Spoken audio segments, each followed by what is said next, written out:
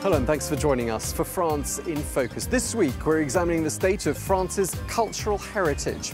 This is, after all, a country with close to 40 sites recognised by UNESCO as being significant to mankind.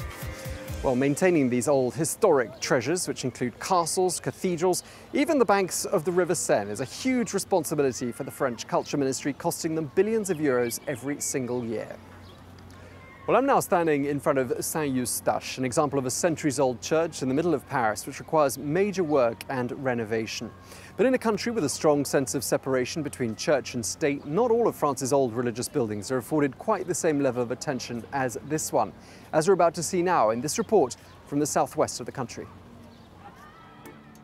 In Salle-Labrouste, a village of 524 people in southwest France, there are 7 churches and chapels. The problem is, though, the local council budget can no longer afford to maintain them. In this 12th century church, the walls are crumbling, one part of the structure is being supported by a cable, and humidity has caused floor-to-ceiling cracks. Just calling someone to come and prop this wall up costs a fortune, and that's just temporary. According to a 1905 law, local authorities are financially responsible for the upkeep of its parishes. Here in Salle-Labrouste, the council has only been able to restore one of its 7 churches. Its annual budget of 350,000 euros is barely enough to cover more urgent needs. I need to take care of 70 kilometres of railway tracks and rural roads. That's an enormous cost for the council, as you can imagine, and I'm obliged to prioritise roads which are used daily by the people in this area, over the upkeep of buildings. A few kilometres away, this church has been shut off completely to the public because of large cracks in the walls and ceiling, deemed too dangerous for worshippers to hold mass here. We thought this church was indestructible. I'd be sad if it was demolished. I'd prefer that the building be converted for other uses, but doing that also costs money.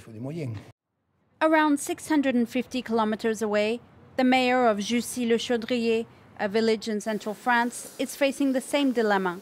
He needs 1.5 million euros to renovate this church, and it's far too expensive. The building will have to be destroyed. At our last council meeting, the majority of people decided to demolish the church. We made this decision because it was just too much money given how few people use it. The national authority in charge of French buildings will have the final word on the church's fate, but religious leaders are strongly opposed to the decision. A church is more than a place of worship. It's the soul of a village, a commune. So imagine France without any churches. What would be left of it? Where would the centre of the village be? Where would the life of the village be? According to national figures, 2 buildings are destroyed each year in France. It's a relatively small number that proves, despite financial difficulties, demolition is only a last resort option. Well, we're now in the Salle Labrouste of the French National Library, a library which contains some 14 million books, many of them historic records of this country's most important heritage sites. And this very library has been earmarked for a major restoration work due to be completed in the year 2020.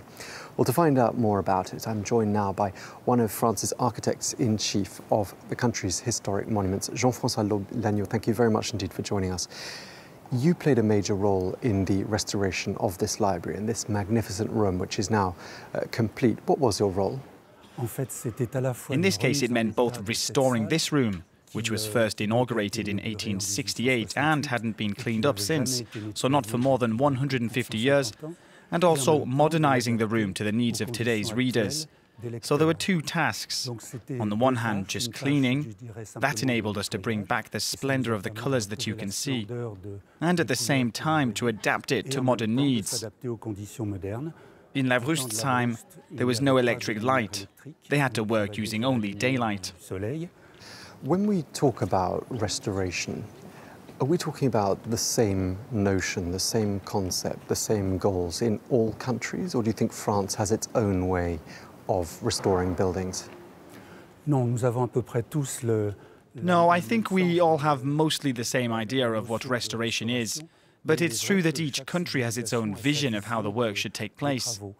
In France and in the West in general, we put importance on the authenticity of the materials. That's to say, we try to keep as much of the original material as possible. That doesn't happen in the Far East. In these countries, it's mainly the design that counts, design and function. How do you prioritize which buildings you're going to restore and which ones you're not going to restore? Because we've just looked at a report about a church in the Landes department which is held together with cables. Why isn't that church from the 12th century getting the care it deserves?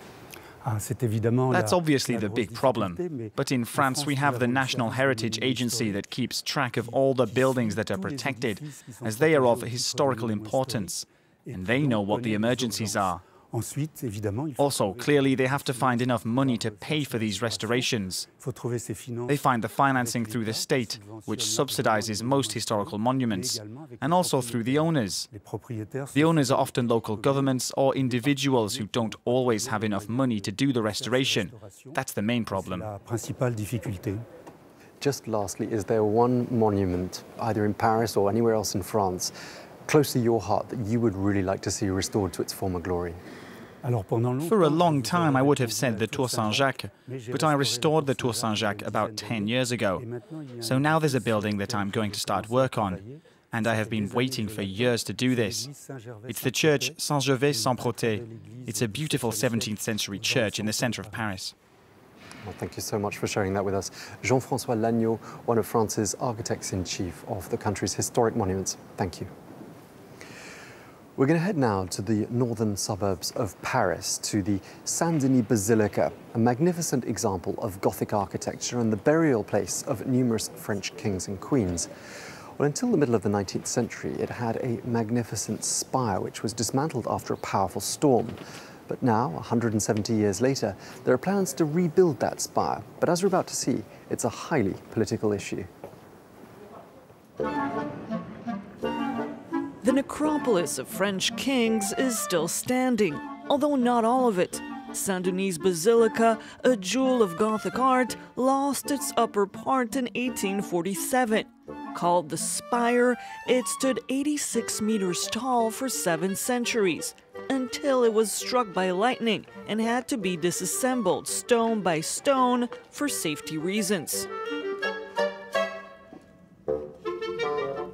We have most of the stones. We've identified them in recent years. We also have measures taken at the time the spire was still standing, and the assembly drawings made when the spire was taken down. Jacques Moulin takes this much interest in the Basilica Tower because he has a plan to reassemble it, a €13 million project. A committee was created last year to gather support. Its founders say private donations and visitors' contributions will be enough to fund the project. The committee's president, author Eric Orsena, cites similar experiences, La Sagrada Familia in Barcelona and the Hermione ship, a project he initiated. There will be great enthusiasm, more than for the Hermione. It's a basilica. And so many people from different fields will be involved in the project, like stonemasons. Imagine school children and people of all ages going to the site and discovering traditions from the 12th and 13th centuries. It's like living history. But there is a problem. State heritage experts are questioning the legitimacy of the plan. The Historical Monuments Commission voted against it in January. What will happen if the project is launched but there aren't enough donations and visitors don't come? Who will pay for this whim? Taxpayers, local authorities, or the Fund for French Historic Monuments? That's the problem. Genuine historic sites are crumbling, including the Basilica, whose stained glass needs to be restored. Truly valuable sites are neglected because of this project. But experts are not the ones to decide. And in February, the government approved the spire rebuilding plan. Former President François Hollande chipped the first stone in March.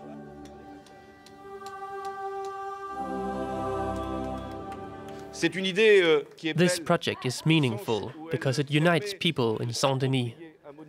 It's beautiful because it allows new populations living in this area to truly own this ancestral heritage monument. The Culture Ministry has launched studies to explore whether the project is viable. To pay for those reports, it has used public funds, as dreaded by the experts. Well, that's it for this week's edition of France in Focus. We're going to leave you here at the French National Library in the Rondel Gallery, which, as you can see, is home to thousands of books, hundreds of years old. And it isn't actually open to the public, but we thought we'd give you a sneak peek in any case. Thanks for watching. Stay with us here on France 24.